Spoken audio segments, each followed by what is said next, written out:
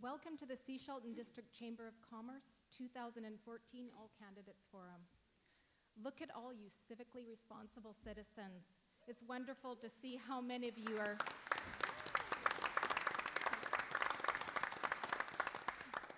It's wonderful to see how many of you are seeking to make an educated vote. Welcome, candidates, and thank you for stepping up to run for these leadership positions in our community. I'd also like to acknowledge that we're meeting today on the Sechelt First Nations territorial lands, and I'd like to take this opportunity to introduce our chamber board who are present today. For those of you that don't know me, my name's Kim Darwin, and I'm as president for the Sechelt Chamber. Mike Faucus, sitting down in the front, also as multitasking as our timekeeper, is our vice president. We have Corey Wheaton, our treasurer here, directors Lil Faucus, Zella Knutson, and Mark Kuroda. I'd also like to thank our sponsors, of which I'm one, with Bayfield Mortgage Professionals, Karina Wheaton Business Services, Dennis Olson of Olson Electric, Marketplace IGA, and Gibson's Party Rentals. I'd also like to thank a few other people who've made this evening possible. Our amazing Chamber Executive Director, Colleen Clark, Coast TV Steve Sleep, his crew and volunteers, and Patrick of Soundworks. Now, before I introduce our moderator for this evening, I'd like to share a few voting tidbits with you. Did you know that just under 50% of people turned out to vote in the last municipal election? That is actually really crazy considering that most of our tax dollars are spent at a municipal level. A wise local woman told me of a great way to increase voter turnout in this election, and I'd like to task every one of you to participate in this solution. If every person who voted in the last election found just one person and convinced them to vote, we could vastly increase voter turnout. That wise woman sitting down front. And I'd like to give you a little analogy that I came up with about 3:30 in the morning. Not voting is kind of like writing a blank check and leaving it in the street, hoping that somebody decent will pick it up and spend it on something you need. Who would do that? And on that note, I'd like you to join me in welcoming our moderator this evening, Sean Eckford of 91.7 Coast FM. Thank you very much, Kim. I'll start just by outlining some of the format we'll be going through this evening. We're presenting our all candidates evening in two sections. The first will be for those running for council. The second will be for the mayoralty candidates. There'll be a 15-minute break in between.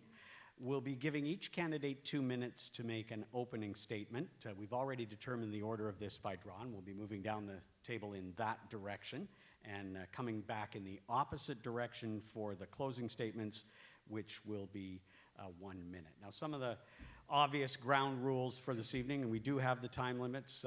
Not everyone in the audience can see them, but we have timekeepers in the front row. They'll be putting up a card to let the candidates know when they have 30 seconds left. At the expiry of their time, they can either stop or face a stern but gentle reminder from me that their time is up, and we'll move on to the next candidate.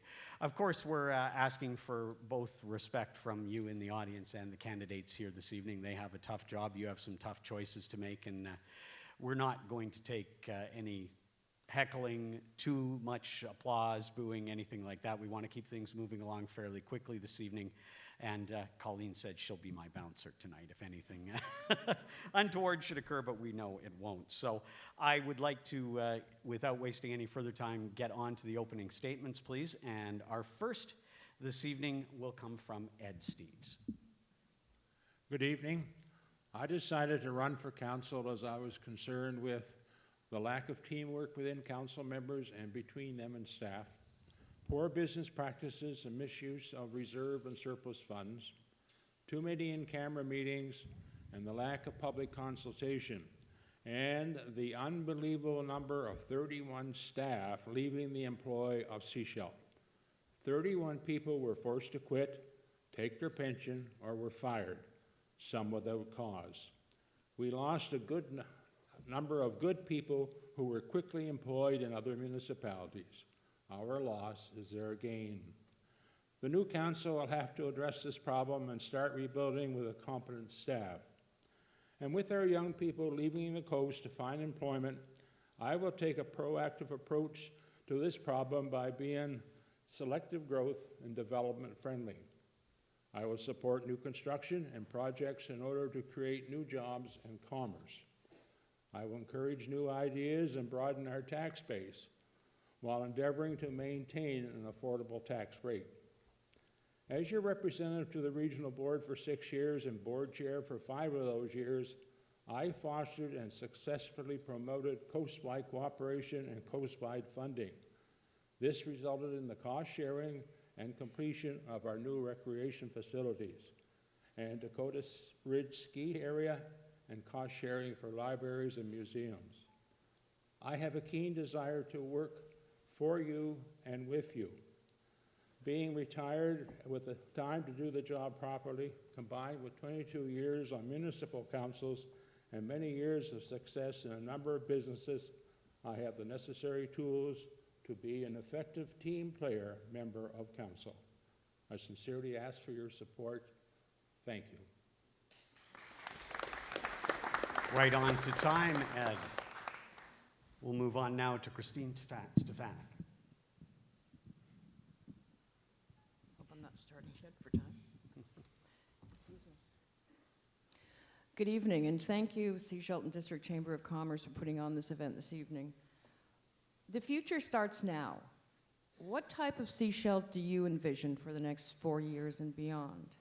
Elections are all about choices. We need to move forward and learn from our past. You really care about Sechelt, and you want to make sure that I care as much as you do about your community. You want to make sure I will bring solutions, vision, and understanding to the challenges facing our community. For those of you who do not know me, I am Christine Stefanik, and I love Sechelt. I have lived in Sechelt since 2003.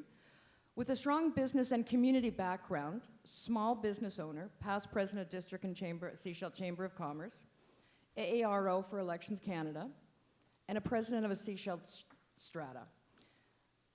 Our community's future depends on a reliable tax base, a strong, diverse, and growing business component working with other local governments to encourage growth specific to post-secondary education opportunities on the coast. Communications, what does that look like? We need to be open to community consultation and to accept that not everyone will agree with every decision. Respect. We need to respect one another, which sadly has been lacking in some components of this campaign. We need to focus on attracting viable small business, the backbone and the driving force of our economy. We need to incubate here, and we need to grow. We need to be, we need to be cooperative as a council, cooperative with staff, cooperative with neighboring communities to get the most benefit for our larger community. We must start thinking not outside of the box, but outside of our borders. I humbly ask you for your vote on November 15th. Thank you very much. Let's do this together. Darren, whenever you're ready. Thank you, Sean. Good evening. My name is Darren Inkster. I am asking for your support on November 15th. This is an important election. Not only will you be selecting a council for 4 years, you have the opportunity to refresh and re-energize our local government in a positive manner. Let's end the bickering and instability. I have the business background, skill set, education, and local government experience that is necessary to meet Sechelt's challenges with solutions and vision. Most importantly, my vision includes you, the stakeholders. Many of you have felt left out in the last few years. My pledge to you, if elected, is to let the people back into our process in a meaningful and efficient manner. I understand my fiduciary responsibilities as an elected official, and I am a team player who has the mental flexibility that is necessary in our 21st century coastal economy. From a young age, I have been taught to express my opinion in a respectful manner and to be firm in my convictions. My support for good ideas will be defined by the strength of the argument, not the determination of the argument's presenter. For thoughtful, experienced, fiscally sustainable leadership with integrity, vote Inkster. On November 15th, thank you. The next candidate up with an opening statement is John Bell. Thank you. Good evening. My name is John Bell, but you might know me better as Farmer John at the farmer's market. But that's really only my retirement project. I've spent 30 years, actually more than 30 years, in public service. I've worked at the municipal level, the provincial level, federal, internationally, and now I volunteer for a nonprofit organization. During those times with government service, I have learned that not only about good governance, but about transparency of decisions. And if there is no transparency in decisions, you break the trust with the voters. And I feel that's so important. In my time recently as leading a nonprofit in British Columbia, I've learned how to manage a multi-million-dollar budget, plus other kinds of governance. When I look to our future for financial stability in Sechelt, I prioritize, I go safety, very, very important for our community. Then maintenance and repair, also important. And infrastructure that needs to be extended out into our community. Discretionary funding comes down the line after all those other things are done. And it's discretionary funding that happens with community, not on a personal basis. Into the future, I see Sechelt with an aging population, but that's okay, I'm there. We'll need more services. And we come with lots of funding. We will, in fact, create jobs for people. I also see tourism as a major, major event coming into the future. I believe in our official community plan, the agricultural land reserve, and I believe in our municipal staff. Thank you. We'll move on now to Tom Lamb. Tom, whenever you're ready. Good evening. My name's Tom Lamb. I'm presently a councillor for the district of Sechelt. Some people are saying the district office is a mess. The district of Sechelt is in very sound financial shape. The staff are well organized and very productive. I have attended a few meetings with the staff, and the interaction shows good team work. If you want the correct information about the district of Sechelt, please phone the district office. The present council and staff have built what could possibly be the best wastewater treatment plant in the world. Part of this is being able to reuse the old infrastructure that we have in place for the future. The district of Sechelt has been awarded a grant to research taking hormones and pharmaceuticals out of the effluent and possibly doing this using the biosolids which are created by the plant. Our sewer treatment plant, $25 million. It's on time, it's on budget. No increase to the user fees and no increase to parcel tax. We delivered a budget last year with no tax increase to the residents of Sechelt, and we should be able to repeat that again this year without going into the reserves. Government has to change the way it works if you want to keep a vibrant community.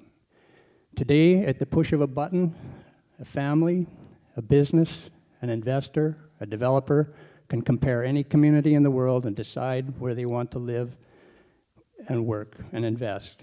We have to be the best. I'm proud of what the district or the council has achieved and the direction they've moved Sechelt. We've started a foundation for everyone, an incredible water resource center, no tax increase, physical responsibility, and a well-organized staff. Tom, I'm afraid that's your time. Very much. The next opening statement will come from Terry Carkaby. Terry, whenever you're ready. Good evening, and I obviously want to thank everybody for being here and for the people who organized this for putting it together. My name's Terry Carkaby. I first set eyes on the Sunshine Coast in 1974, so I'm essentially a pretty long-term resident. Since that time, I've seen a lot of changes. In 1974, there was one traffic light on the Sunshine Coast. it was a blinking red light at the top of School Road. Obviously, it's not like that anymore. There were 2 grocery stores in Lower Gibsons, they're gone. The mall up top has developed, Sechelt has developed. Things have changed dramatically. But in my opinion, you ain't seen nothing yet. We've had a generation that has retired and is now on their way out. They're leaving us, my mother included. She left us just over a month ago. Those are pension funds that have been supporting this community for the entire time that I can remember being here. My parents earned a living. They went on to being pensioners. They ran through the hospital process, sold their home in Roberts Creek, moved to Sechelt to be closer to the hospital, those sorts of things, right? And that's essentially what's coming up for the next generation, which happens to be approximately 3 times the size of the one we're just losing. So we're up to look at the baby boomers retiring in numbers like 500,000 a year for the next 15 years. That presents huge challenges. And in order to be up to those challenges, council has to project themselves into the future more than just a couple of weeks, more than just a few months, more than just a few years. So vote for me to be on that council, because that's what I'm good at.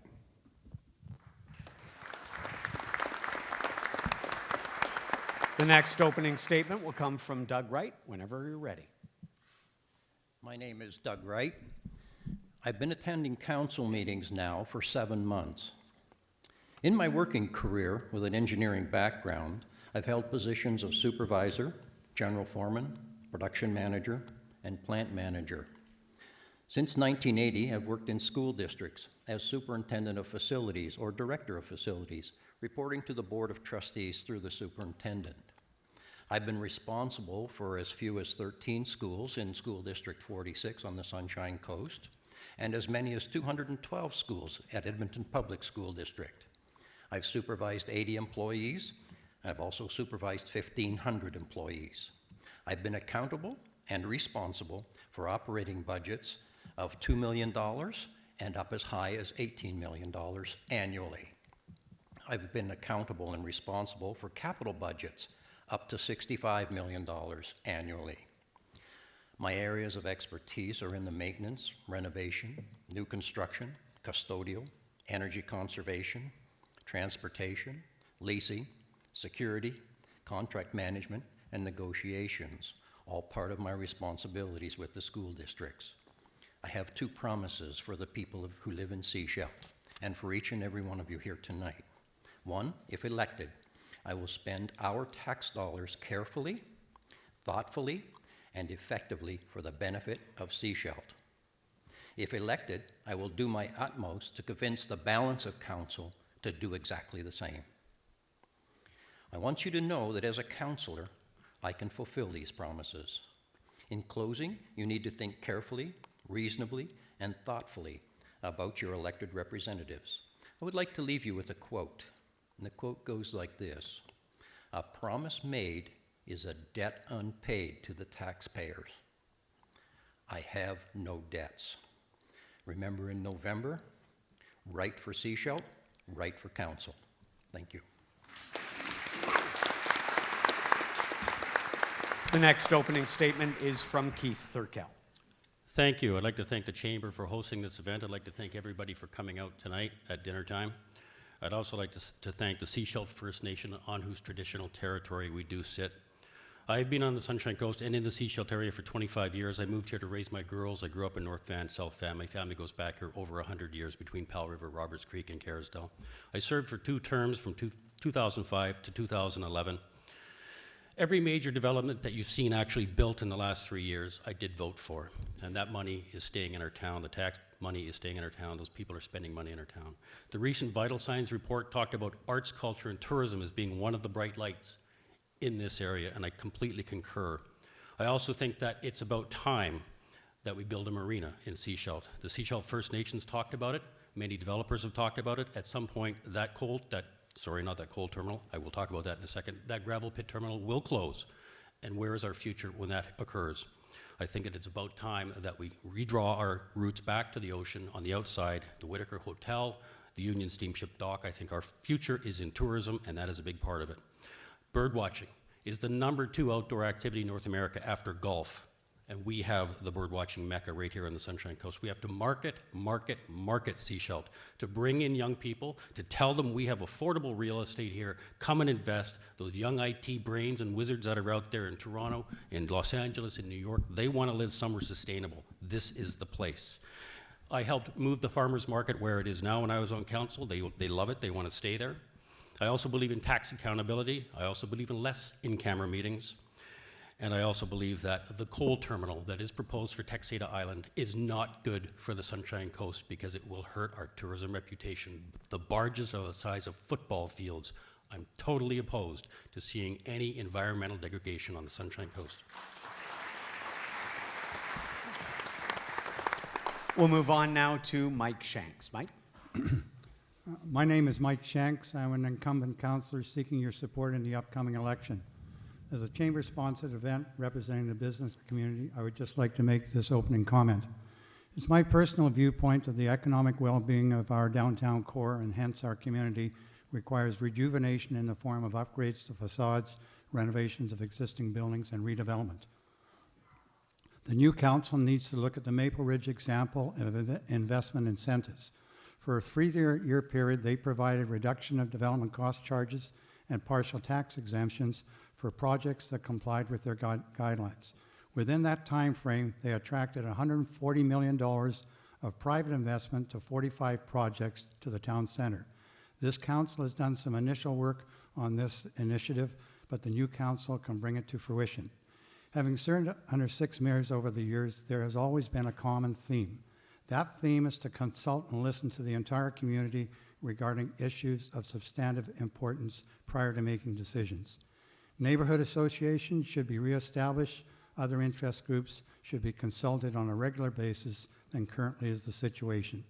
A fundamental principle at all levels of government is to listen to the people and being respectful to their opinions and needs prior to making decisions.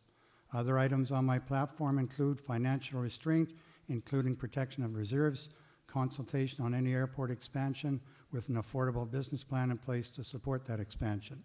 New development should pay its fair share of infrastructure cost, controlled development within the urban containment boundary as set out in the vision document, and from my perspective, there needs to be an in-house Sechelt policy for dealing with conflict of interest issues. Over the years, I have always tried to be your unbiased, independent voice on community issues. I ask you once again to give me that opportunity of serving you on council in addressing the challenges of the future.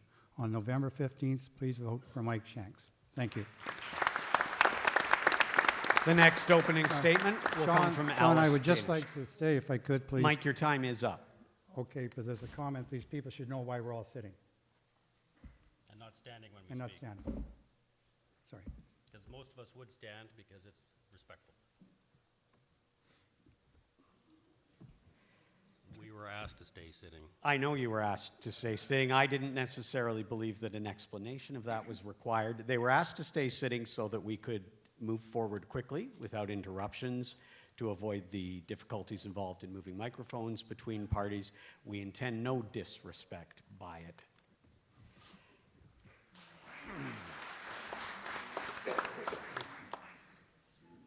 Alice Janish, would you like to make an opening statement, please? I hope so. Let me pull forward.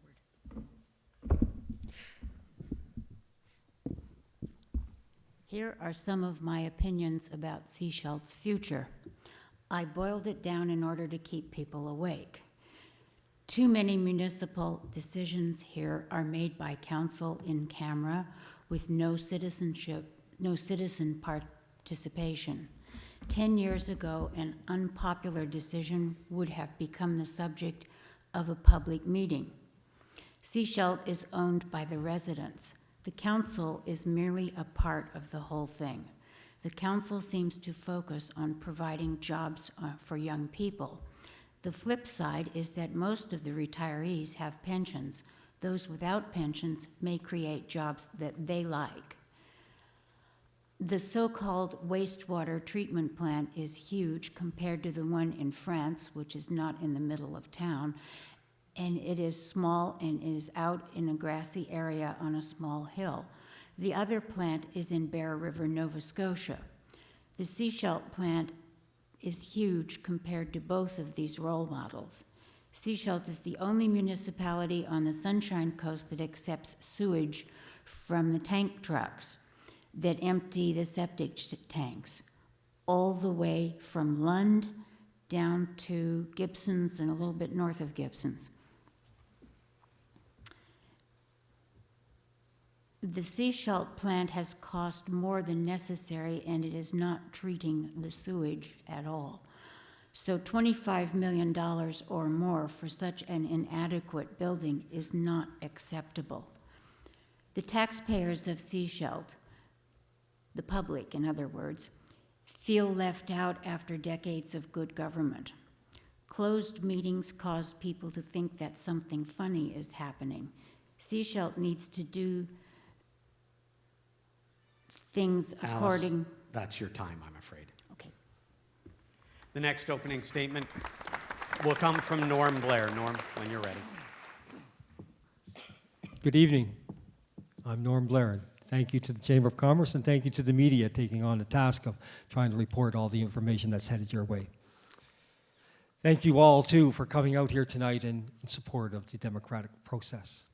There is real commitment in this room to elect, for the next 4 years, a mayor and council that will work together for your interest today and into the future.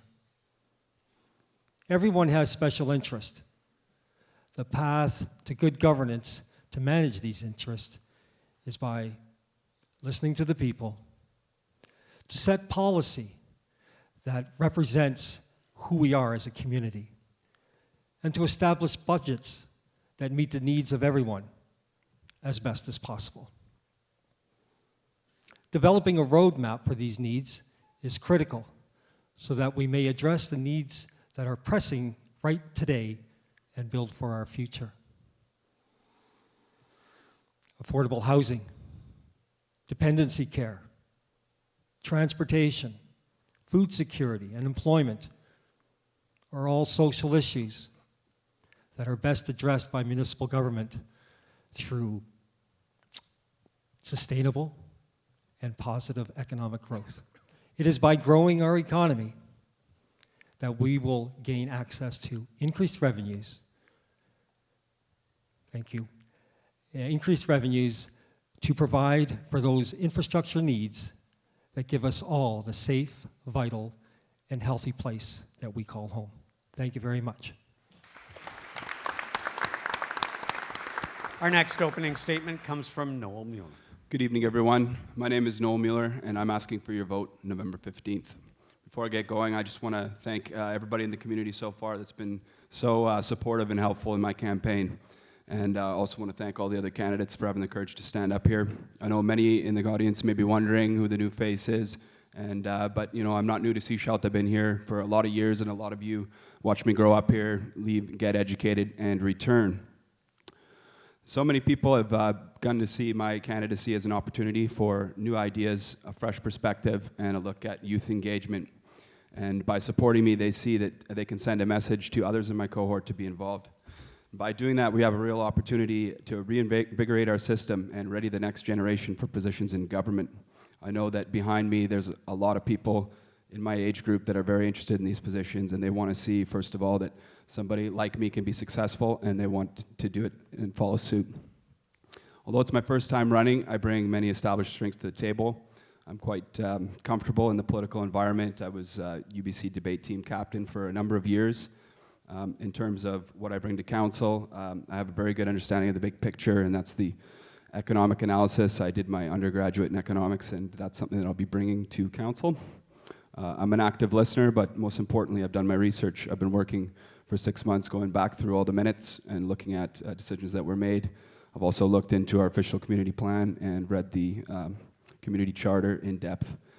So why vote for me when there are so many new candidates? I really do feel I can be a game changer and change the dynamic, heal some of the fractures that have arisen, and begin to communicate a lot better amongst all the different sides in our community. I aim to build bridges. You as voters need to ask yourself what Sechelt really needs and make the best choices for that. But make sure you vote for me. It sends a strong message to others in my age group to be involved. Thank you. We'll move on now to Alice Lutz. Alice, whenever you're ready. My name is Alice Lutz, and I'm seeking a third term on council. I'd like to thank the Chamber for the opportunity tonight and also for all of you for coming. Over the last 6 years, I have endeavored to prove my commitment to engaging and connecting with the community. I'm also committed to positive relationships, clear communication, and teamwork.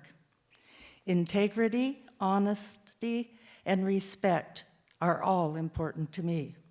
I would like to continue to be your voice on council and in our community.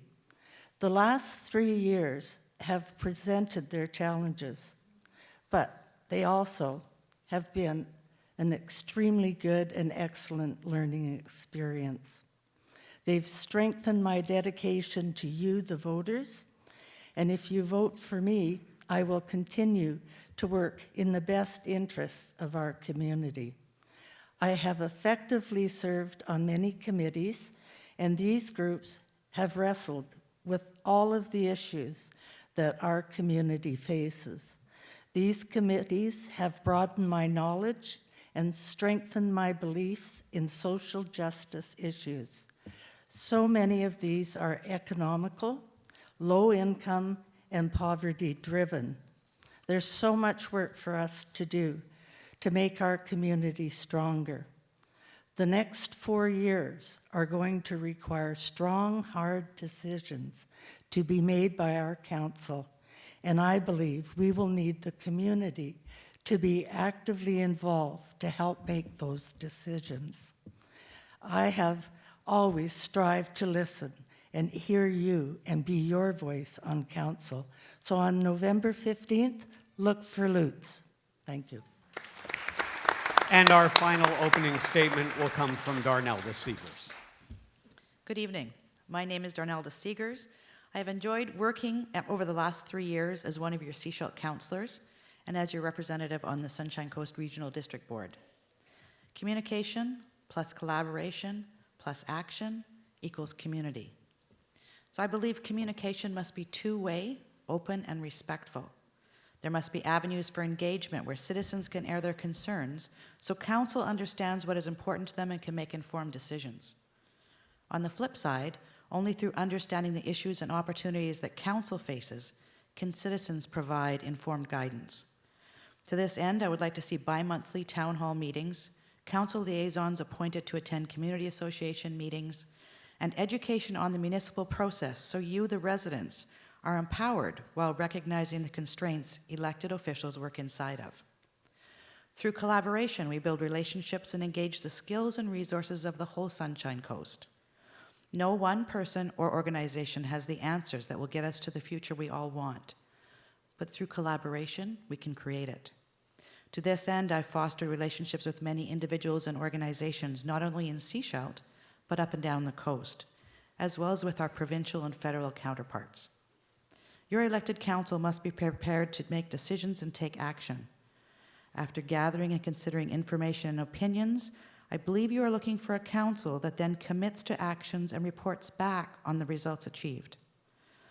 3 of the areas that I'd like to see pursued are identifying and supporting our many home-based businesses, opportunities in agriculture and local food, and a post-secondary training facility. So communication, collaboration, and action are the avenues that enable us to build and sustain our community. So it supports and serves all its members by being safe, prosperous, vibrant, healthy, and above all, caring. On November 15th, I ask you to vote Darnelda Seegers, Councillor for the District of Sechelt. Thank you, candidates. I especially appreciate you keeping to time. You've done a great job with that. It'll be a bit more challenging as we move to the questions. We're going to limit the answer time to 1 minute. A note about the questions before we get on to them. Many of them were based on a survey done of chamber members. Others were submitted by chamber members. Some have come from the floor this evening. As I indicated, everyone will get an opportunity to answer every question. The answers will be limited to 1 minute, and in terms of the order, we'll just stagger as we move down. So we'll start with Christine with this answer and then continue moving in that direction down the table. The first question, 71% of the Sechelt Chamber of Commerce survey respondents rated economic development as the most important issue facing them in the upcoming election. How do you personally define economic development of a municipality, and where would you prioritize this issue in your role as an elected councillor? Thank you. Well, you are preaching to the choir here. This is my #1 top platform item. I live this daily. There's 3 components to this. There's business retention and expansion, and there's attraction for businesses coming into Sechelt. And we must retain our youth with this as well. Without a vibrant, active economy that we contribute and add to, we are not a functioning community. We need to support our local businesses with a truly buy local, and that means we need to support those businesses that invest in Sechelt. And that investment needs to come back. We also need to look to the future and see what the needs are in our community, whether it be seniors housing, whether it be attracting more youth, which we must do to keep our economy going. So this is #1 for me because this is the pinnacle. Without this, we have nothing else. We need people in our hospitals to help our parents. Christine, that's your time. I'm sorry. Thank you. Darren, when you're ready. Yeah, I think it's the health of our local economy is incredibly personal to me. I have 2 kids, 4 and 6, who will be growing up here, and I want them to stay. So we need to look at educational opportunities, trade educational opportunities. We don't do enough to look at healthcare educational opportunities. That's how we keep our young people here, and they will stay. I have 20 extended family members that are reliant on the local economy. We have a local business in Sechelt that is reliant on the local economy being healthy, because if people have money locally, they will spend it in local businesses. It's that simple. We need to look at low tax regimes, low fee regimes. We need to look at affordable housing so more people can afford to live here. This community can move forward in a very clear manner. When I was on council, we improved a number of large developments to bring money and tax money to the district of Sechelt and bring people downtown to live downtown, to spend money in our community. We can do more. We need vision. We need energy. Let's revitalize our community. Thank you. John, we'll move on to you now, please. I guess I can take an agricultural saying, which comes first, the chicken or the egg in this case for economic development.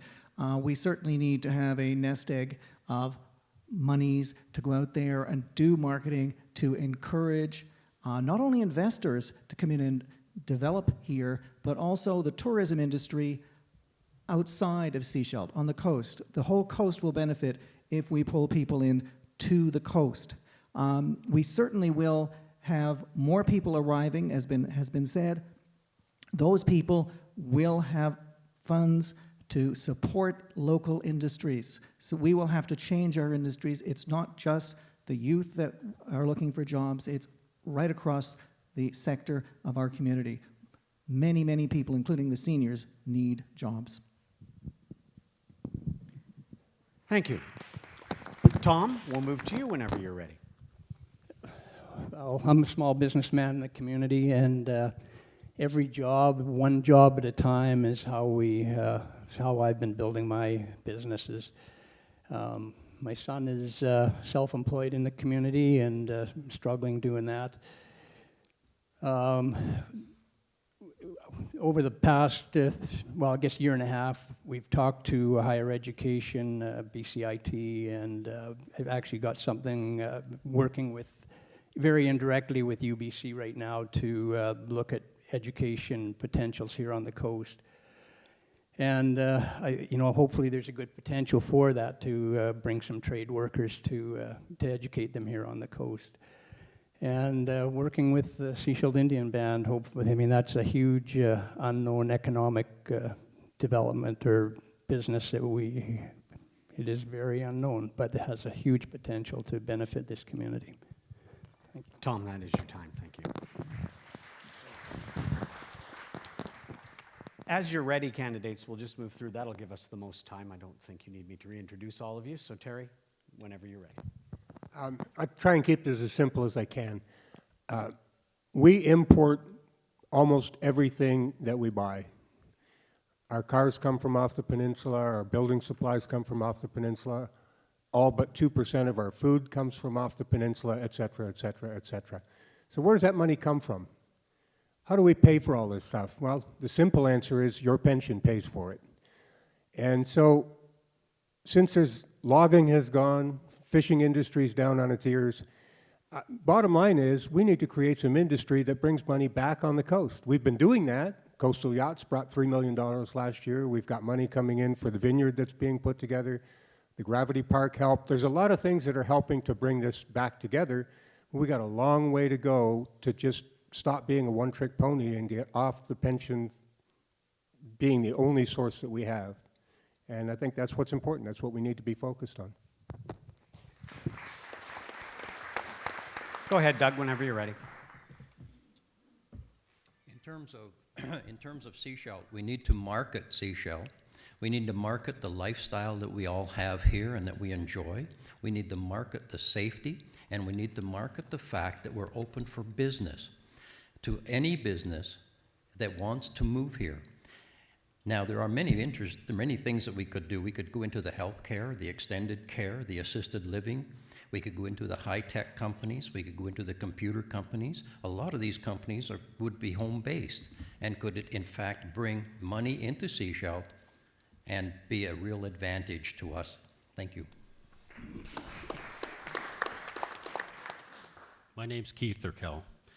We need to bring in people to the Sunshine Coast, and we need affordable housing to do that for young people, because those are the people that will come here if we give them affordable housing. And in terms of that, I think we need to come up with incentives for developers and the municipality to encourage for perhaps DCC reductions on those specific projects, like seniors housing projects, and or tax phase-in periods for developments that will encourage young people with brains to come here. The smart growth, smart brain phenomenon wants to move here. So that's where marketing does come in. I work as a photojournalist. I was accused years ago by a mayor of Gibson's that I over-marketed the Sunshine Coast. When times are booming, it's easy to get people here. When they're not, it's harder. And also, BC Ferries is our #1 impediment to people coming here. We need 24-hour service, we need hourly service in the summer, and we need smaller vessels working for you, the commuters, the people who live here year-round. And that is our biggest stranglehold, is BC Ferries. Thank you very much. Mike? You know, first of all, we truly need to live by the principle of shopping local in a big way, because many of us do not shop locally. We need to attract professional individuals in the medical area to service our aging population, and that in turn will attract perhaps younger families to move here to service those people. The market lifestyle that brought us here is the lifestyle that will bring young people back to the area that originally where they were born or grew up in, and went away and came back and would like to live their life here. Qualicum Beach has done this in spades. They've basically gone out and looked for entrepreneurs to take over existing businesses where those people have been wanting to retire, and instead of Qualicum losing those businesses, they've been able to continue because young people have taken them over. As has just been mentioned, our biggest issue is the ferry itself, and we've been struggling very... Mike, that's your time, I'm afraid. Okay, thank you. Alice, when you're ready. I think this is pretty short. Sechelt is a very pleasant retirement community. However, many residents are alarmed by decisions made at in-camera meetings. Hiding closed meetings is bound to alarm residents. The council needs to learn the innards of the community charter, which is pretty much easy to read. And it's only a ½ an inch thick. You try it sometime.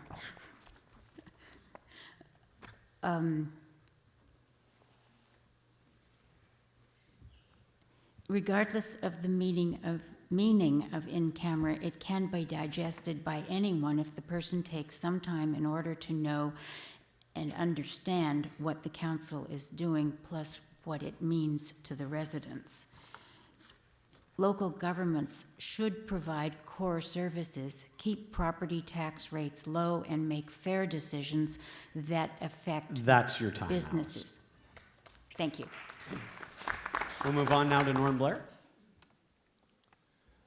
Local economy. It's a big question on how we go about doing it. But for sure, there are lots of local businesses here that are doing the best they can. What we need to find a way is to get the municipal government to perhaps find some tax breaks where every local business might be able to hire somebody and find ways to generate some more employment opportunities. I think what we have to look at is that, you know, when I consider being in the local food distribution business here for about 10 years, and I got inside most retailers and food service suppliers, it was a challenge to try and find ways to get people not to go off coast to shop.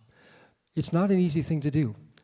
But there's one thing for sure, when business people have to pay out high dollars in order to have their businesses here, we have to find ways to make it work for them. And we can't do it in isolation. We have to work with all other local governments to create some opportunities to bring other businesses to the community. Thank you. Noel, when you're ready. Thanks so much. It's certainly no surprise to me that 71% of our population rated economic development is number one issue. It is often the number one issue for most voters in most elections. It's no simple matter, though. It's very tricky. You can have all of the right characteristics and all the right indicators there and still not end up with economic development. Right now, we're living in an era of, or post interest rate drops. The Bank of Canada has set a low interest rate environment, and that effect has been realized on the coast. So we know where that's headed. Essentially for us right now, we have a choice, and it's only one choice where we can bring value added to our economy, and that means skilled workers, efficient workplaces, and goods that have a customer. One other step is that people currently in our labor market can continue growing, learning, and earning a higher wage, and these are the basic nuts and bolts of how economic development happen. I certainly think that marketing of District of Sechelt is an opportunity in the future, and that's something that we're going to want to do moving forward. Thanks so much. We'll move on now to Alice Lutz. Thank you. Economic development is a huge problem here on the coast. We've heard about buying local, selling Sechelt to Sechelt. One of the issues that I have heard a fair amount about from younger members of our community is childcare. It makes it hard for them, difficult to find good paying jobs when there's no available daycare. Part of that is shift work a lot of times at the hospital, on the ferries. Some of those jobs that pay a living wage require you to work afternoons, sometimes even into the evening. And I think that if we could help to deal with that problem for young people, it would give us more caregivers in the community to help look after the elderly. We've heard talk about First Nations and a marina. I think that's a minute. we need to work on. Darnelda, when you're ready. Thank you. A few statistics. 14% of Canadians are over 65. We have a different view here. We have a very much higher percentage. A recent survey done in Half Moon Bay found 83 home-based businesses. Squamish actually started working with that. They developed their infrastructure as we've done with the fiber optics. They located, identified, and brought out in the open their home-based businesses and started attracting a younger population. Squamish now is one of the fastest growing younger populations in the province. We don't have to reinvent the wheel. We can learn from others. Thank you. And Ed Steves, you'll have the final answer on this one. Yes, we must admit the fact that us on council are not economic developers. We should be looking for a good economic development officer. Firstly, then we should identify our needs with him and what we'd like to see come here in our future. And the officer then could go out and actually catalog our resources, what vacant lands we have, what lots we have, and what we are looking for. We have to give him a catalog of what he can sell. So that's where I see it fits in economic development. Thank you.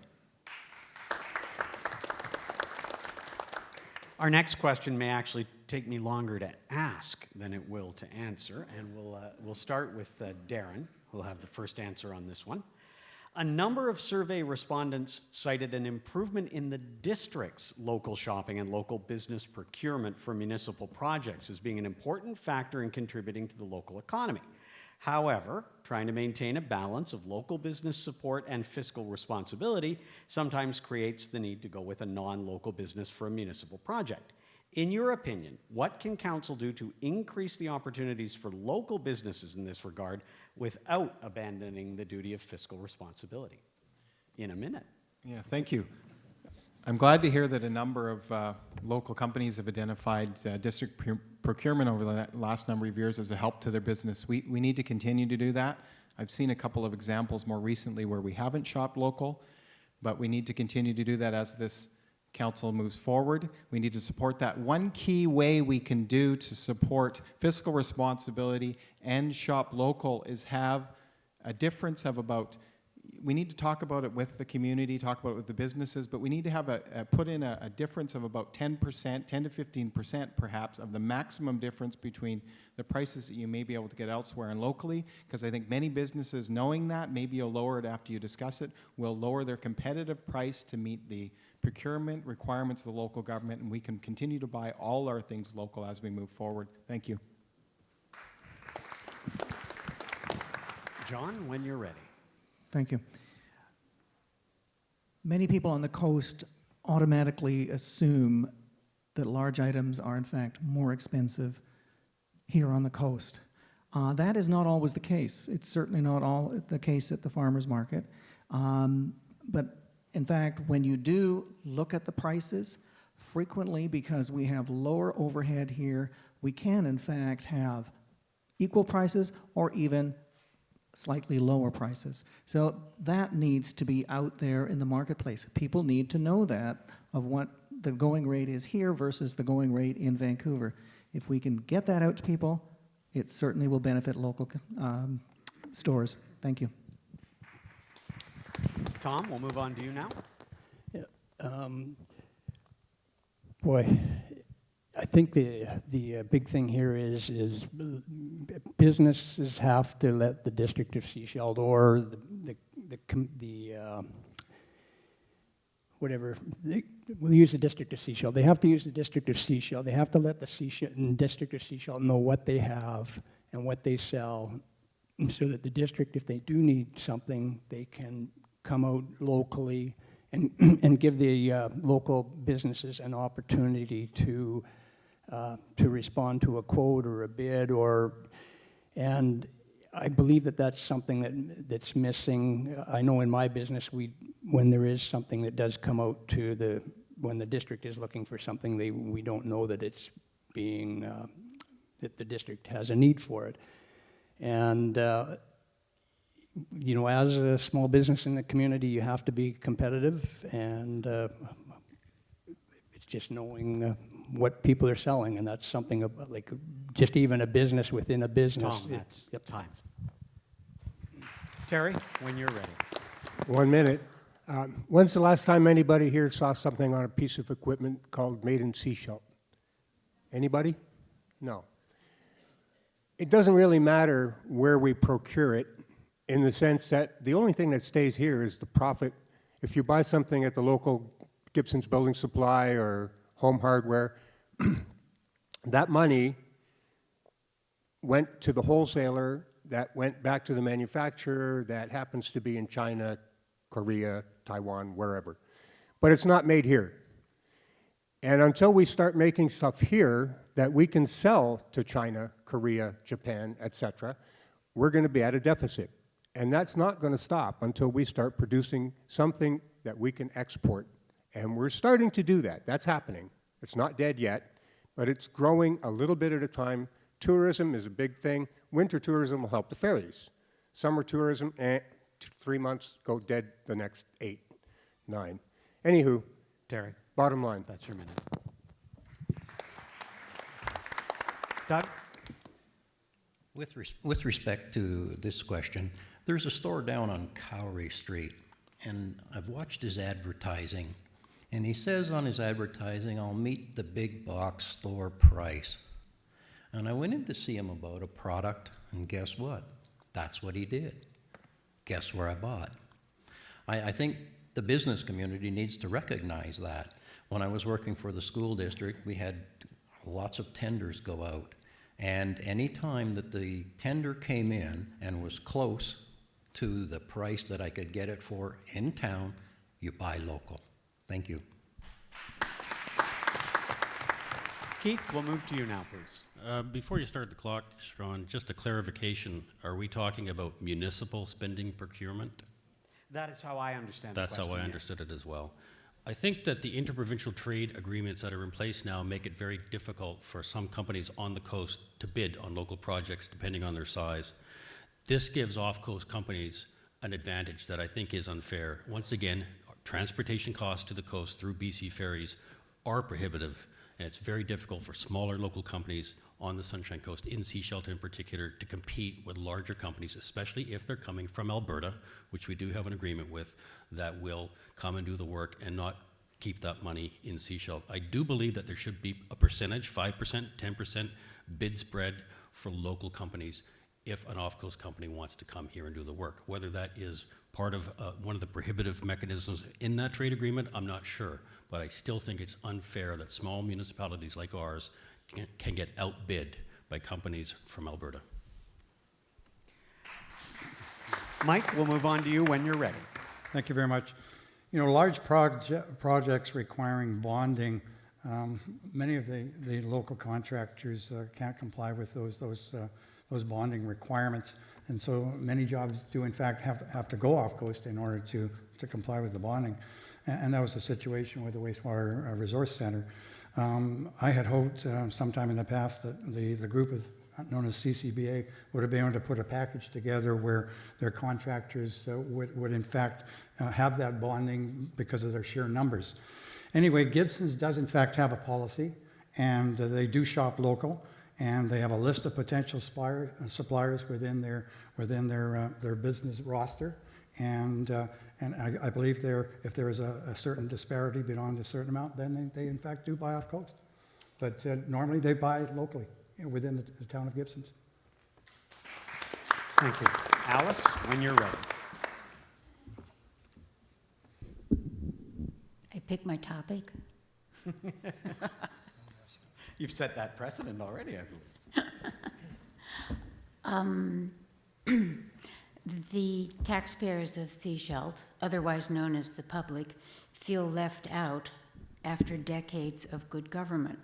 Closed meetings cause people to think that something funny is happening. Sechelt needs to do things according to the community charter requirements. Large expenditures for pie-in-the-sky proposals. That's the subject of my next paragraph.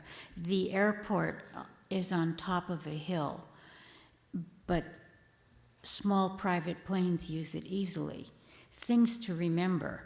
The airport is up a hill, and the other end of the runway is at the top of the Chapman Creek Ravine. I don't know how much it would cost to turn it into something flat. Also, when encouraged to make regular stops at Sechelt's airport, WestJet people laughed. This Alice, that's your time. Your minute is up. Oh, thank you. Norm. Thank you. Procurement to get things done in Sechelt. You know, I think the bottom line is we just set the policy. Yeah, there may be some obstacles out there, so we'll just have to sit down, figure what those need to be, and make sure that we keep the money here. I mean, if the numbers are extremely different from a company that's going to come in from off the coast, that makes it that we have no choice but to use them. Otherwise, you know, when we spend that money here locally, it just spins around, and our microeconomy continues to grow. So I don't see any issue except for us to take the time, listen to the people, see how they want us to spend the money on something like we're talking about here, and if we can procure it, here locally, let's do it. Thank you. Thanks so much. In any question of procurement of council, I think we have to keep very ever present that the ferry-bound nature of our economy, and this really has a lot of impacts based on what we're going to look at procuring locally and what we'll procure off coast. One of the biggest characteristics of this is what's being bought, and we have to ask ourselves, is there any advantage to certain types of things being bought on the coast? And when we're looking at construction or infrastructure projects, where we're having people that need to go home at the end of every night, there's a large cost advantage to have people local. And that's one of the things that on the district I'll be a large voice for. I also want to say that, you know, council has discretion over the awarding of construction contracts. And we definitely want to look at awarding those to local companies anytime we can. Thanks. Alice, when you're ready. Thank you. Local procurement has been a big issue for me long before I was on council. I feel that as a council, we can start very small. Just things as simple as a paper. Buy it local from the supplier who pays for a business license, property tax, and wages here in our community. They've already invested. Don't go to Staples. Things like office supplies we're doing it a lot already with vehicles. I think there's the opportunity to build on all of that. So as has been said, it's just do it. Thank you.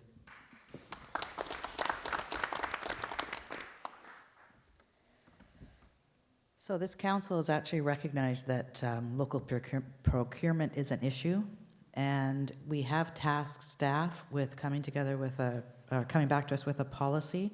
So it is in development.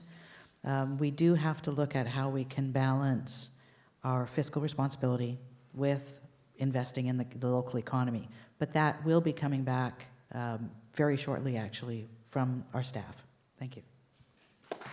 And we'll come back down to this end of the table. Ed? Thank you.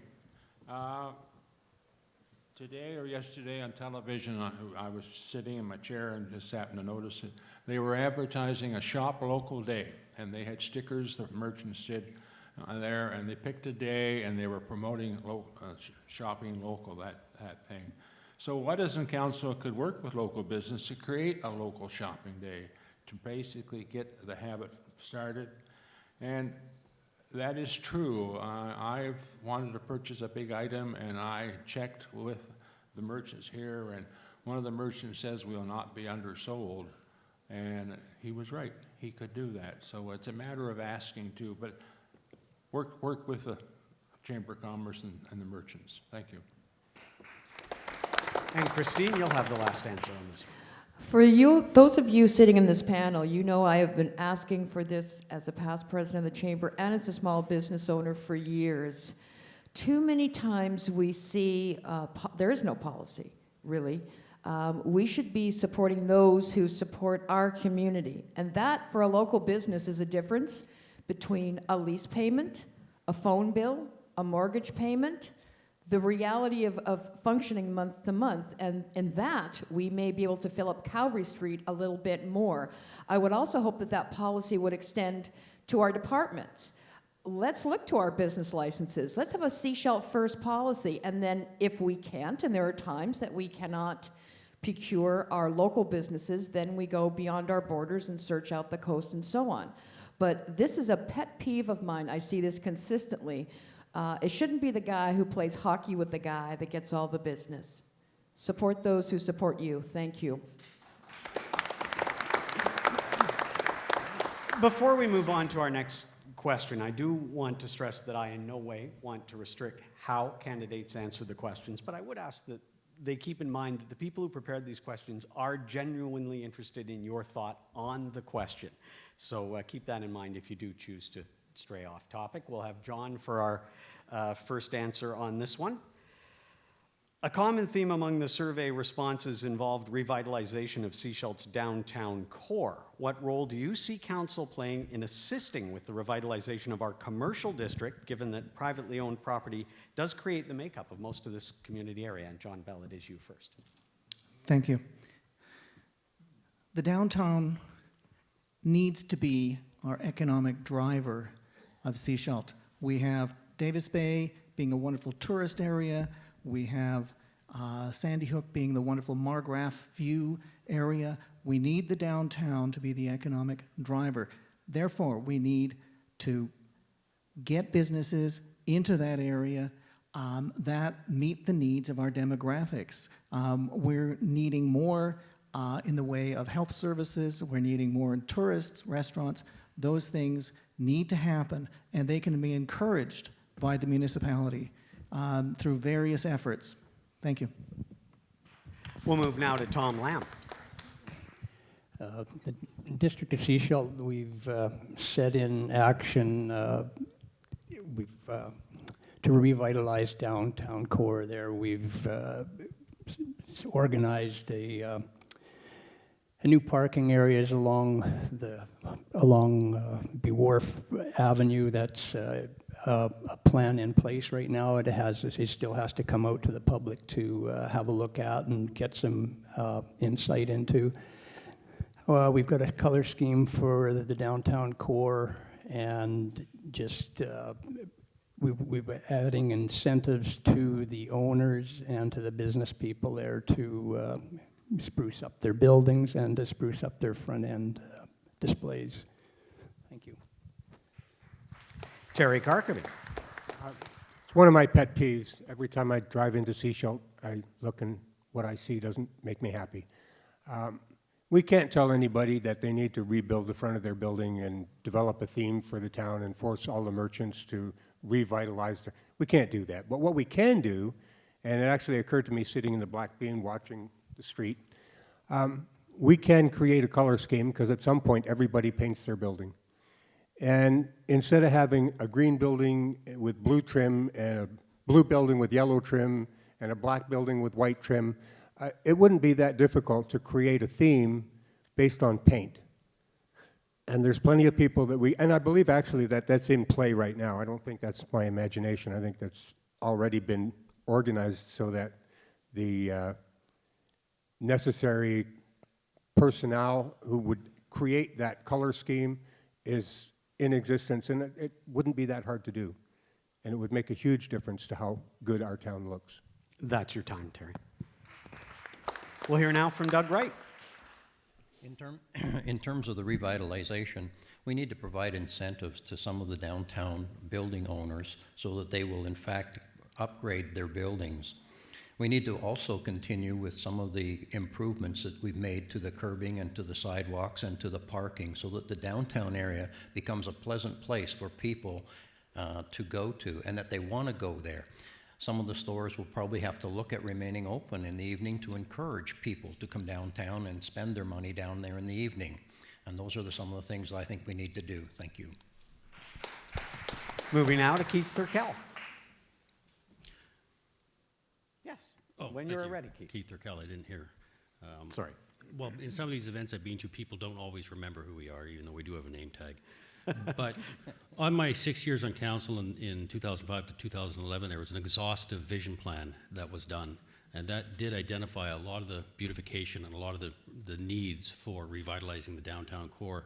But I think something that's been overlooked, that's been brought to my attention numerous times, is we need to work with the Provincial Ministry of Highways and with the Sechelt First Nation to beautify the approach into Sechelt. Because when you come past the signs on the highway and you start heading towards McDonald's, etc., there's no trees. There's not one tree in the middle of that meridian. We need to work with the First Nations, with highways, to bring that up to standard and start planting trees, gardening, and reclaiming that connection we have with the environment in downtown Sechelt. And I know it's a bureaucratic quagmire, but I think we need to work on that, and that's what I would do if I was on council again. Thank you very much. We'll hear now from Michael Shanks.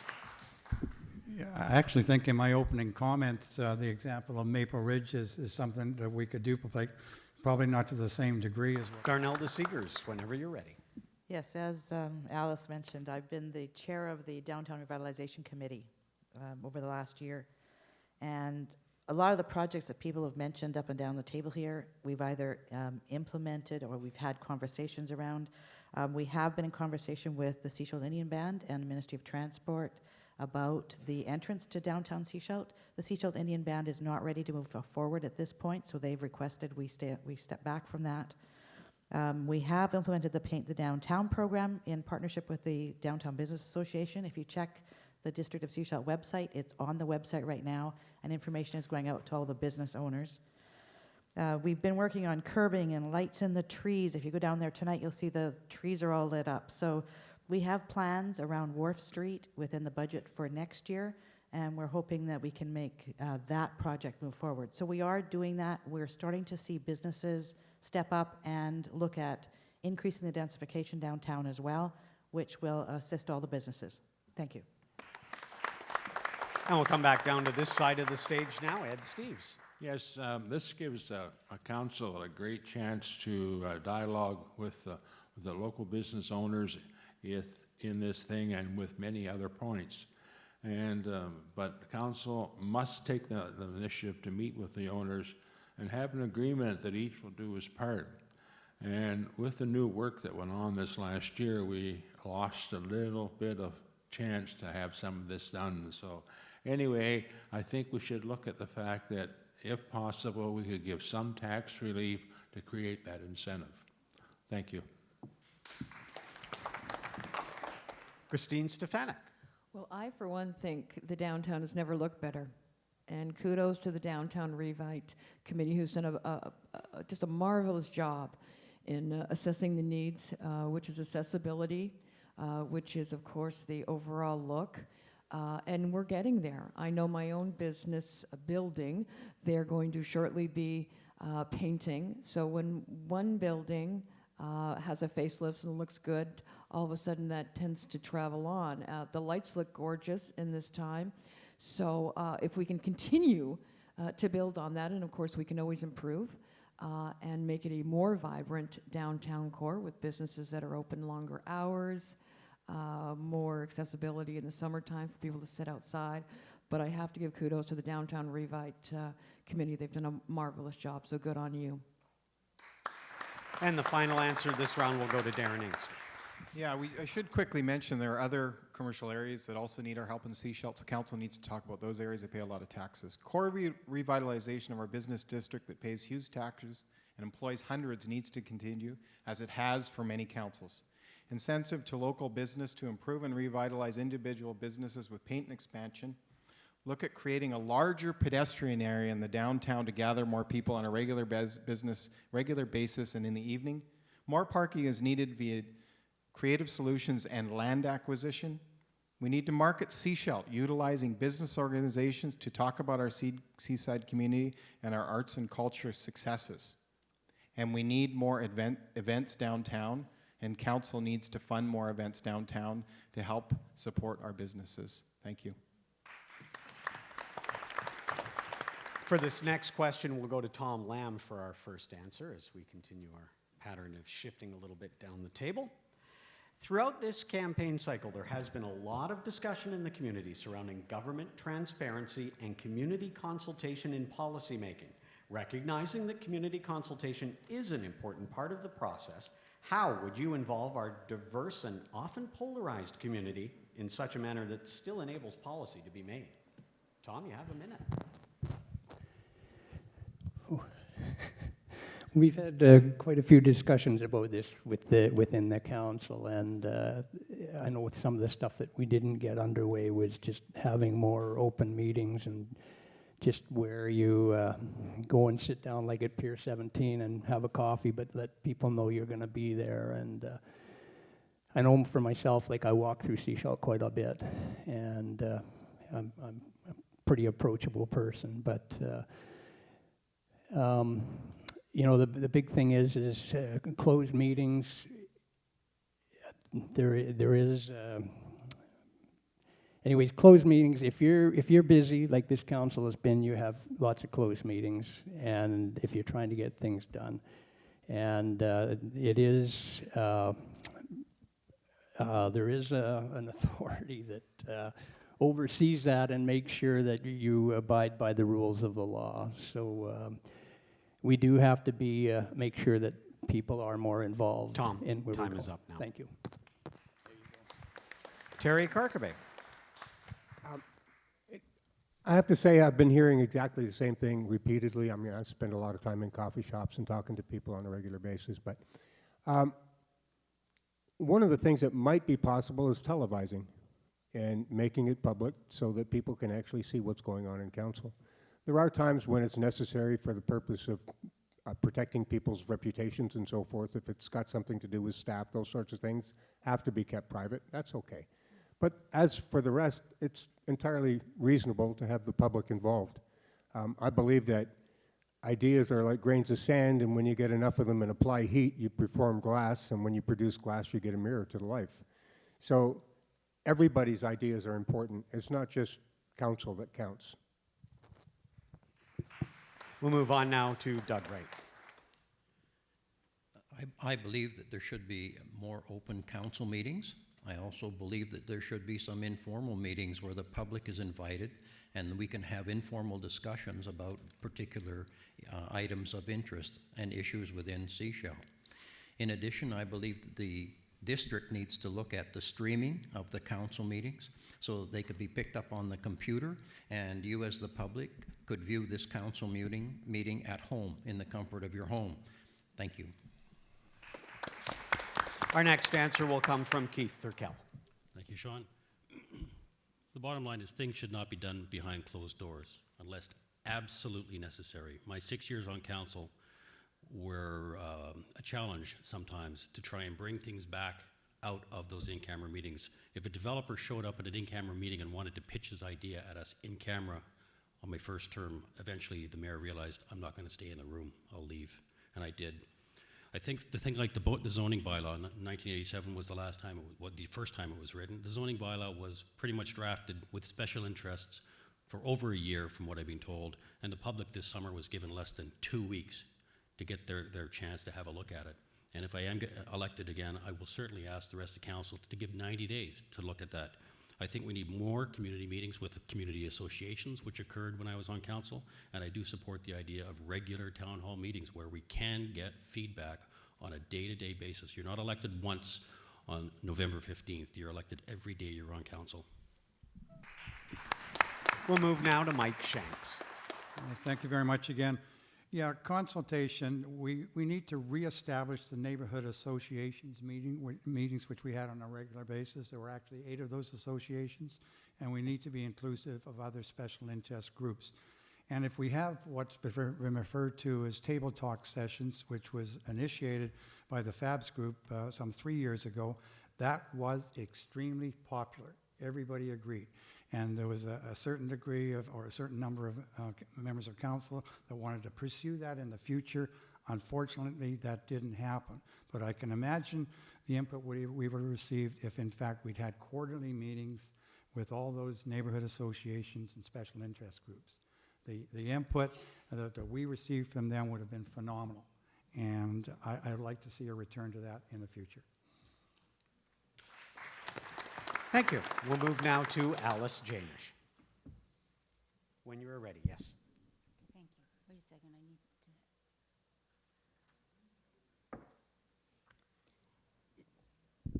to... Sechelt doesn't belong to the council. It belongs to the residents and some of the business people. The property owners are entitled to fairness. Residents are alarmed by extravagant spending, for example, raising property taxes to help pay for costly projects, including, for example, the proposed airport, which is not seen as not viable. The obvious example is the $25 million glass building made for water treatment. That's okay. I'm finished. Thank you, Alice. We'll move on now to Norm Blair. Community engagement. That's near and dear to my heart. 20 years or more now, I've been involved with all kinds of organizations and businesses in this community.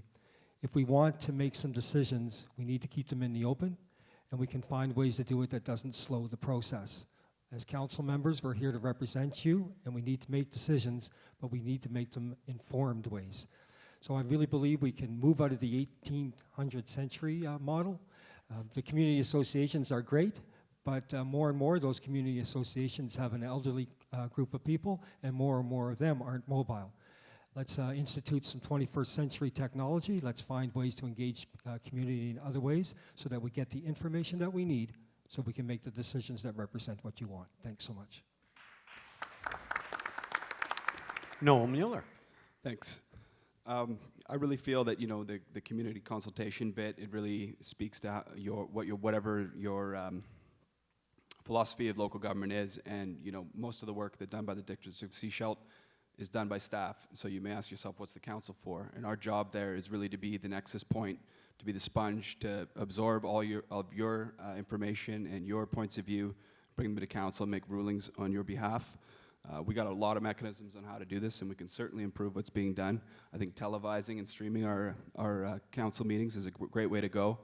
Myself personally, I've taken to writing a political blog on my webpage, and for those of you curious more about what I have to say, please go there and read what I've written. But I'm committed to putting the information that influenced my decision for most budgetary items, as long as they're not in camera, on my website, and I'll continue to do that as a councillor. Thanks so much. Our next answer will come from Alice Lutz. Thank you. I too think streaming is a good idea, but that isn't consultation. That's watchdogging. So that doesn't get the feedback. I think that we need to do more with our community associations. I think we have to look at bringing back question period at the beginning of our meetings, before the business and decisions are made, not afterwards. I think that that would help the community to have some involvement. Thank you. Darnelda Seegers.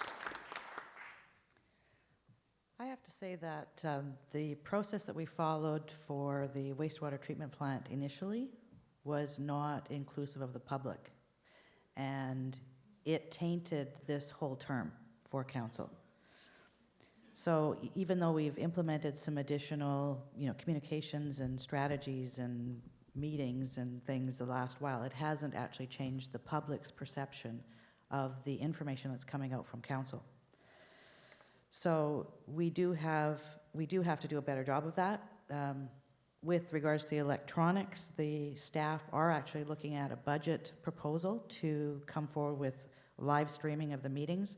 We do need to have the bi-monthly town hall meetings so that we can have actual dialogue and have a liaison, as I said, with the community associations. We also need to have an opportunity for people in the community to approach councillors, and councillors approach people. So the dialogue happens. Thank you. We'll move on now to Ed Steves. Yes, in the 22 years I've been on councils, we always used to follow the general rule: you can go into camera if you want to do any one of the 3 L's. That's land, legal, or labor. Outside of that, it must go to open meeting. Anything decided that's not with these 3 things is not really a valid motion. But there is also other ways. If you want to open with the public, you can go to the committee form of government. This is where you're broken down into different committees, and committees meet rather than committee of the whole. So this is just a few ideas to keep the meetings open and let the legal parts happen when they're necessary. Thanks. Christine Stefanik, you're up. Information is power. We need to make sure that council is aligned with the core values of the community on a consistent basis, but I think it's interesting that BC Chamber asked each area of the province to speak to this. And I thought the president, John Winter, was very succinct in how he addressed this. Beyond any capital cost, he thought that the municipalities, cities could put this on their websites. And what he said is, it's important that taxpayers have a clear view of the costs and benefits of all discretionary programs that their municipalities provide. That's important. Let's do it. We'll move now to Darren Inkster. Thank you. Providing more opportunities for the public to participate is important. Not so many structured meetings, more informal meetings. Proactive consultation is important ahead of controversial issues. Bring back thematic town hall meetings and community association meetings and mayor's mornings ahead of major issues. Live streaming and televising of meetings is more available to the public so they can make and ask informed questions. Personally, I am approachable and will engage all ratepayers when asked questions in public. Many of you know this because you've seen me out and about in the community throughout my governing years, and you asked me questions, and I took time. It actually took me sometimes 2 hours to shop. My partner didn't enjoy that, and neither did my kids pulling at my legs. But I served the public, so I answered questions.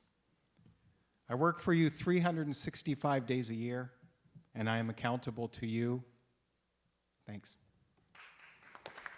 John Bell, you have the final answer on this one. Well, I guess I'm the closer on this question. We've covered live streaming, community associations, transparency or more transparency, consultation, but we're dealing with diverse opinions was in the question. And I feel that we need to move to a process called a charrette, which is basically resolving the problem before it gets to council.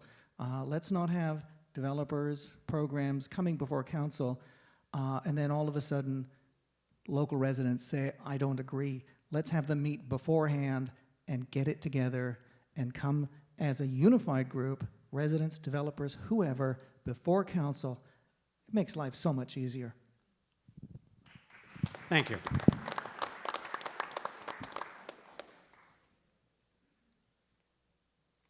Sorry, I had a little consultation with the timekeeper just to make sure that we had time for at least one more question before moving to closing statements, and we do.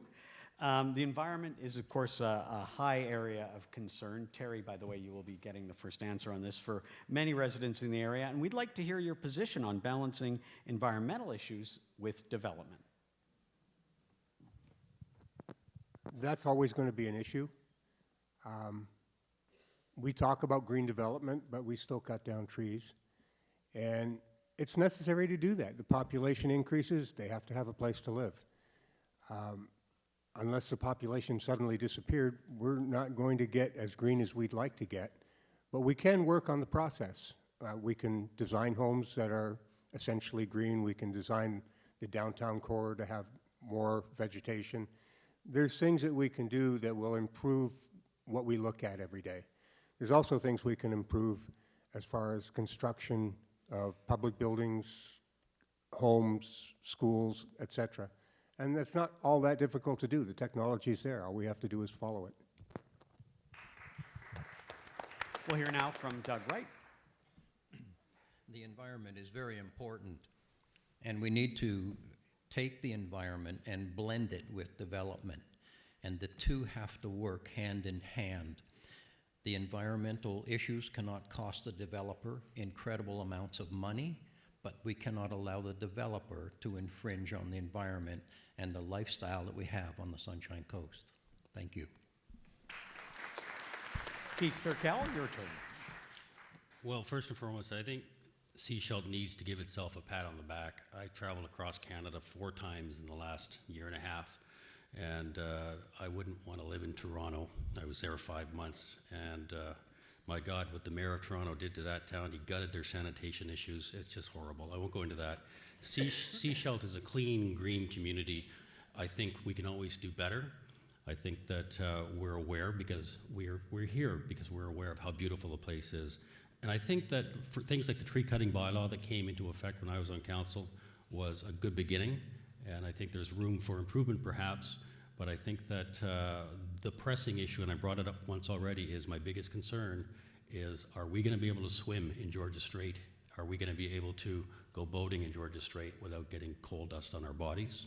And for asthmatics like myself, I'm very concerned about what happens out there in Georgia Strait because the federal government has downloaded and erased a lot of environmental assessment processes. So I will take that up as a cause if I'm elected to council again. Thank you. Mike Shanks, your turn. Thank you again. Environmental issues and development.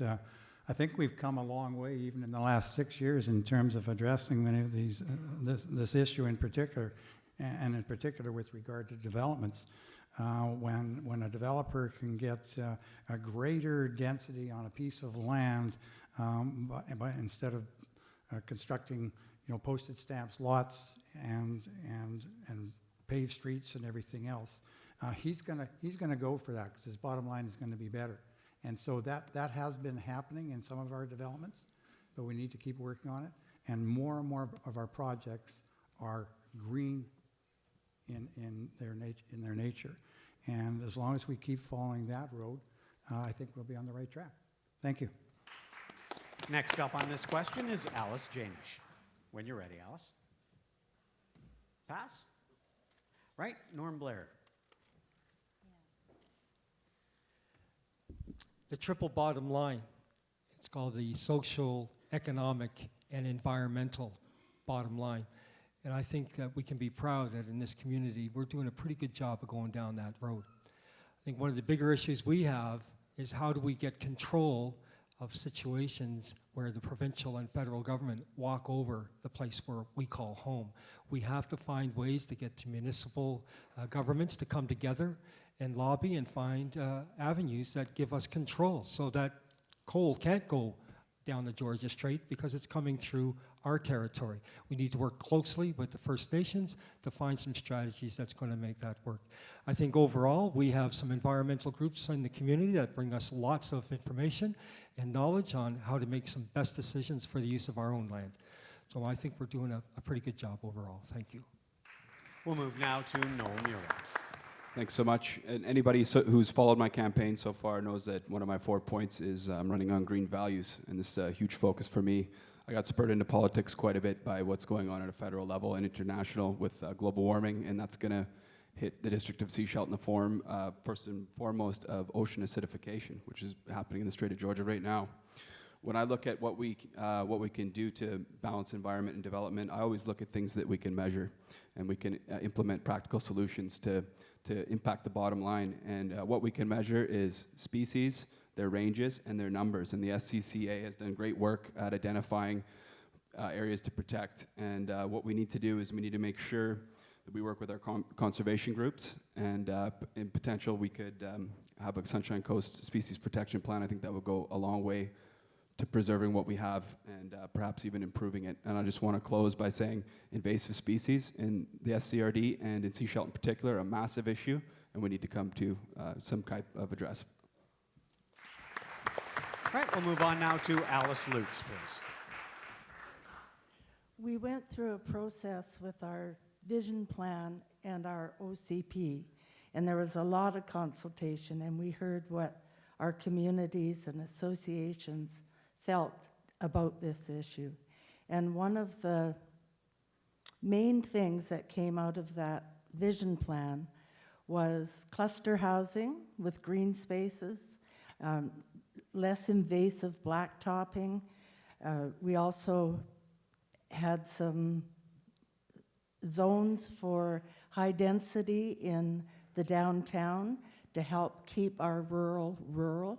So I think we need to stick to those OCP issues and not keep amending them.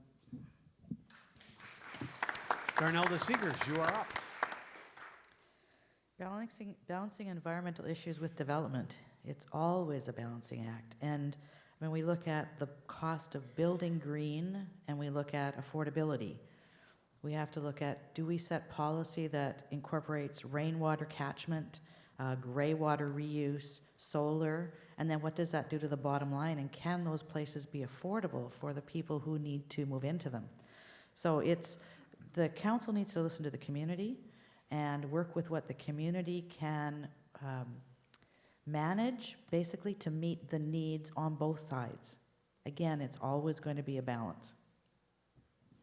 And coming down to this end of the stage, once again, Ed Steves. Yes, environment development. I have 3 things. The use of environment-friendly materials. This is the first thing. But it must be considered in the planning process, or the planning stage of how that environment, because each lot will vary.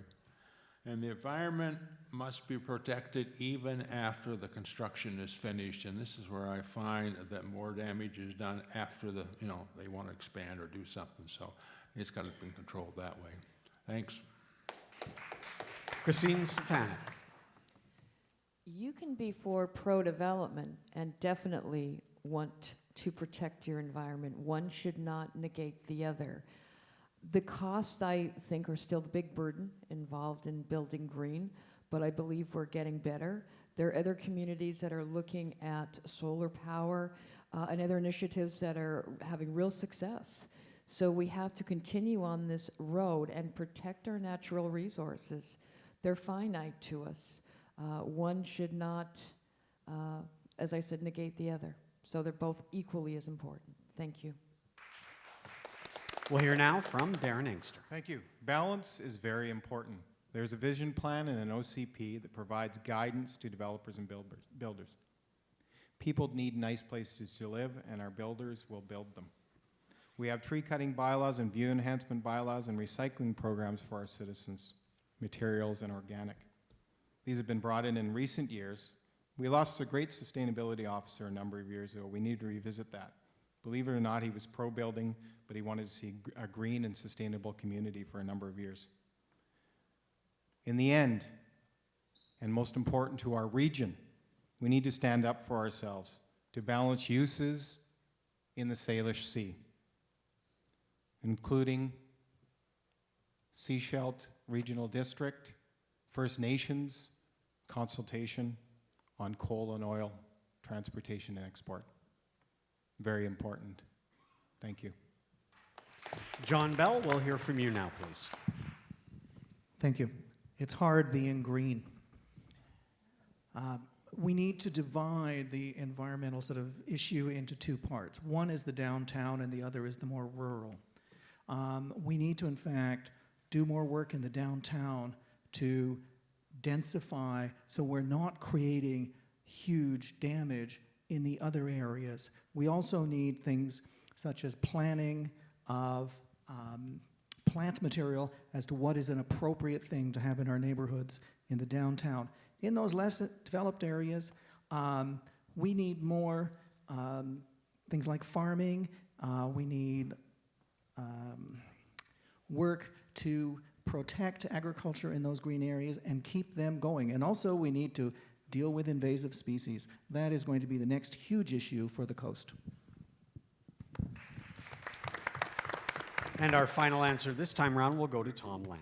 Okay. One thing I see here in the future anyways is that we will not be getting a big chemical plant or another house on pulp and paper or an LNG plant. So, you know, we're definitely a residential community. We have to take full advantage of this new wastewater treatment plant that we have that's really set a standard for this community. With the District of Sechelt, I know, is looking at better accessibility and just making it so when we have the new subdivisions coming in that we have more green space available. And just densifying and making, getting downtown Sechelt more vibrant, but making more affordable housing downtown. And that's it. Thank you. Great. Thank you very much. Now, in order to wrap things up as close to 8 o'clock as we can, so we can set up for the mayor's portion of the evening, we'll move now to our closing statements. And if you remember that far back, we started with Ed Steeves, which means this time we will start with Darnell de Seegers. You have a minute for your closing statement. Thank you. So I want to say thank you to a number of people. Sechelt Chamber for organizing the event, Sean Eckford for moderating, the sponsors, the candidates who put their names forward, because it takes something to put your life on display in this way, to the staff at both the District of Sechelt and the Sunshine Coast Regional District. It's been a pleasure working with you and sharing in your passion for your communities. I want to thank the current mayor and council for their commitment and hard work over the last 3 years. And I want to especially acknowledge Doug Hockley for continuing to bring forward ideas in the face of the sometimes very vocal opposition. To those of you who've helped me with my campaign, the citizens of Sechelt, thank you for your support, your passion, your commitment to this amazing place we call home. It's been an honor to be on your council. So on November 15th, exercise your vote, your right to vote, and as Kim said, take a non-voter. And I ask you re-elect Darnell de Seegers, Councillor, District of Sechelt. Thank you. And continuing to move in this direction, we'll hear now from Alice Lutz. Look for Lutz. It's been an incredible 6 years working with our community, and it's my hope that you will give me the opportunity to continue. Over the next 4 years, we can accomplish a lot. You've all shown the willingness to be involved. Now, your new council will need to accept your help to make this a strong community, a healthy community, and a livable community. Please look for Lutz on the ballot, and we will do it. Thank you for hearing us tonight. Noel Mueller, closing statement, please.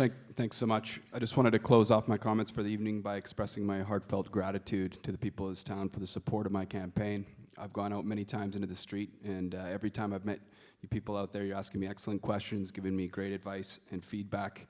I just wanted to say that I've had the amazing experience of going door to door here. I'm not sure if any of the candidates have. I knocked over 100 doors this past weekend, and I got to tell you, there were no bad experiences at all. When you go door to door, you're not seeing what you see in the media. There's no mudslinging. People are asking very good, middle-of-the-road questions, and they're being engaged. Also want to thank the young people for being involved, and they certainly are. They've been asking informed questions of all the candidates. They've been donating and helping canvass. And I want to finish it off by thanking the volunteers and community organizations that do so much work in this town. Whenever you look into the benefactors of certain projects and who put the money forward and who did the work, there's always a big long list of volunteer and community organizations that did the sum. So we need to thank them, and I thank you. We'll move now to Norm Blair. I want to thank Steve Sleep and Coast Gable for being here so that the people that are out there in the TV world, thank you for tuning in and listening to all the candidates with their information that they wanted to provide to you. You know, over the years, I've been privileged to meet many of you on the soccer pitch, in the local grocery store, around board tables, and at community events. And it's been a great privilege and great learning experience. You have shared many thoughts around community topics. I have the time and the experience to be a very well counselor for you on this council. I get a little bit choked up here because people, you mean everything to me, and I just want to do a good job for you. So you can count on me. On November the 15th, vote for Norm Blair, building community together. Thank you. The next closing statement will come from Alice Janish.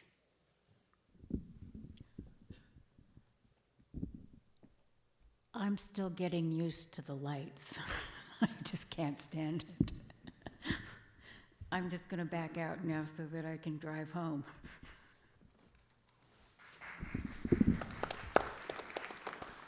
Mike Shanks. Yes, thank you. Being a public speaker has never been my forte, but you have heard my opening comments and my list of priority issues that face this new council. In summary, I ask you to consider my extensive experience on council, my voting record on many issues before this current council, and my commitment to my community and always being an unbiased, independent voice. On November 15th, I ask for your support. Please vote for Mike Shanks. Thank you very much.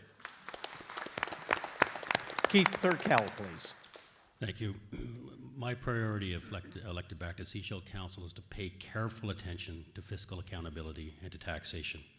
I'm strongly opposed to new tax levies disguised as infrastructure fees. That's why people already pay taxes in Sechelt. Senior citizens, fixed income people cannot afford fees that are different or separate from the taxes they already pay. I'm also going to be advocating for more respect for the process and respect for staff. They work for you, the public. They do not deserve to be beaten down in public. And I'm also interested in putting the question period. When Cam Reid was mayor, he put question period at the beginning of meetings for items pertaining to things on the agenda. I would support that. I also would like to bring back the committee structure, planning, infrastructure, and development, and parks and recreation, where there was more community engagement. And lastly, put an artist back on council. I look at Sechelt and I see a better community. I want to see it get better and better, and I am an environmental photographer, and I look at the environmental perspective, and that is one of the most pressing issues facing us today. Circle Thurkel on the Keith, 15th. that is, thank you. Just got it in there. Doug Wright, you're up. First of all, I want to thank everybody for being here tonight. There are 2 electoral races happening in Sechelt, but the most significant one is council. Because in council, it takes 4 votes to pass most of the issues. Bearing this in mind, we need to elect councilors who can work together for the benefit of Sechelt, but more importantly, are reasonable, thoughtful, and individual enough to vote against issues that are not beneficial to Sechelt. Remember, on November 15th, my name is Doug Wright, Wright for Sechelt, and Wright for Council. Thank you. Terry Carcabay. I've watched this coast develop over 40 years, and I know for certain that it's going to continue to do that. I see the future right now kind of like an elephant in the room, and we have 2 choices. We can watch it happen, or we can guide it. And if we watch it happen, we're going to be doing a lot of cleaning up. So I think it's important for council to guide us through that process, to use the wisdom of the people that we're talking to every day, all day long, to help us do that. And I think that's about the most important thing I can promise you. I listen, and I listen really well. It's what I do. Thank you. We'll move now to Tom Lamb. There you go. So I'm Tom Lamb, and I've lived and worked in Sechelt all my life. Raised my family here. My brother and sister both live in the coast, and I've been privileged to try and build our community over the last 3 years. I've been a councillor for the last 3 years and worked hard for the district of Sechelt and its residents, always keeping the residents and the environment as #1 issue. We need to create a vision and a foundation that will support the youth of today and the future of this community for years to come. We need strong leadership that can make good, timely decisions. We have to be able to welcome the world to our community and enhance the lifestyle of our local residents. I would like to have a 2nd term on council. November the 15th, don't be complacent, and please vote for Tom Lamb. Thank you. We'll move now to John Bell. I would first of all like to thank the audience for their patience with us and the rest of the candidates for having this great evening. I stand for good governance. I've spent a career learning about governance. I want to see transparency in our government, our local government, and to redevelop trust, which has kind of fallen apart over the last couple of months or a couple of years. I value community associations, and I absolutely value our municipal staff. They are the ones who get things done in our community, who make everything happen. And finally, I would like to say, let's cultivate community. Thank you. The next closing statement will come from Darren Inkster. Well, you've heard some ideas this evening about how some candidates feel Sechelt should move forward. And move forward it shall. As you make your decision, please remember that we must create a four-year council team that works together to do it right. Please do not vote for yes men or women. I stand before you as an independent, experienced, thoughtful, youthful candidate that cares passionately about our entire community and its citizens. Let's refresh and re-energize our local government, elect a responsible and responsive candidate, elect an accountable candidate, elect experience you can trust, elect Inkster on November 15th. Let's work together to do it right. Thank you all for taking the time to be here this evening. Christine Stefanik, your turn. Thank you all for coming this evening.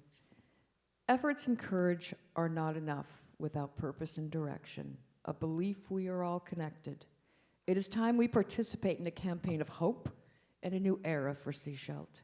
What we say will soon be forgotten, but what we do will live on for years. It is time we say no to old debates and move forward in a positive, proactive manner. I will always be honest and listen, especially when we disagree. Let us have a new spirit of service, a new era. I will focus on jobs, support our seniors, retaining and attracting our youth. I will govern for all. I bring a common sense approach to council. Sechelt, you have spoken loud and clear. And on November 15th, a vote for Christine Stefanik is a vote for our future, which begins now. Thank you very much. And our final closing statement will come from Ed Steves. I would like to thank the Sechelt Chamber for putting on this event tonight. I would also like to thank you for coming and for those in TV land for watching. I was most impressed recently with the vital signs report by the Sunshine Coast Community Foundation, and we are very fortunate to have this material relative to our coast. It enables us to be proactive rather than reactive and to find effective answers to a number of our major issues. I also think the time has come for all governments on the coast to come together, as we did in 2003 and 2004, with coast-wide cooperation to address some of those issues and find the necessary solutions. Moving forward, not looking back. I am Ed Steves, and I would appreciate your vote. Thank you.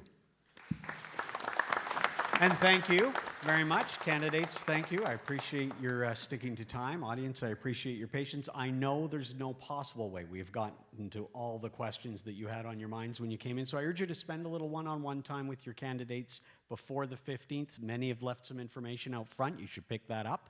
My colleagues at the Coast Reporter have done an excellent insert that provides you a lot of information on how to contact them. So please, get informed and get out to vote. We will reconvene at 8:15 to hear from our mayoral candidates, but please take your seats a little earlier than that if you can.